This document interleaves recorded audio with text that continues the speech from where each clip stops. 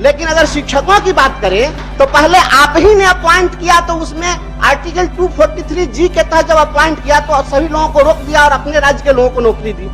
यह सुशासन की सरकार है, इतनी उदार है, मंत्री जी को बोलने बेटा बेकार है और बाहरी को रोजगार है। बिहार के युवाओं को डोमिसाइल की दरकार है, इसीलिए अनुरोध है कि आप डोमिसाइल नीति लागू करिए। श्री ब्रजवंशी ब्रजवासी।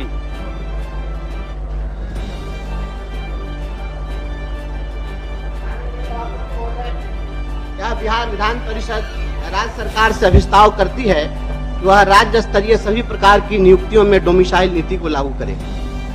यह मामला कल ही विधानसभा में आया था और जो जवाब था वही जवाब यहाँ भी आएगा। और आदरणीय विजय बाबू जहाँ उपस्थित है तो हम तो जान ही रहे हैं कि क्या होना है, लेकिन एक आग्रह है कि पूरे देश में सभी राज्यों ने कुछ न कुछ इस प्रकार की व्यवस्था की है कि दूसरे राज्य के लोगों को रोका जाए।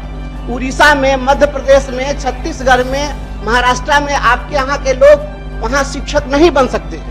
और पहले भी माननीय मुख्यमंत्री जी ने जितनी बहालियां की है, एक कीर्तिमान स्थापित करने का काम किया है, इसके लिए माननीय मुख्यमंत्री जी बधाई के पात्र है, धन्यवाद के पात्र।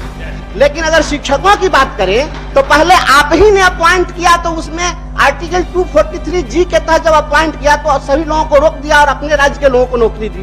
अब आप 309 के तहत सीधे आप अपॉइंट कर रहे हैं, तो आपने रास्ता खोल दिया है। और एक राज्य के लोग बड़ी संख्या में 50,000 से ज्यादा लोग यहाँ अपॉइंट हो गए हैं।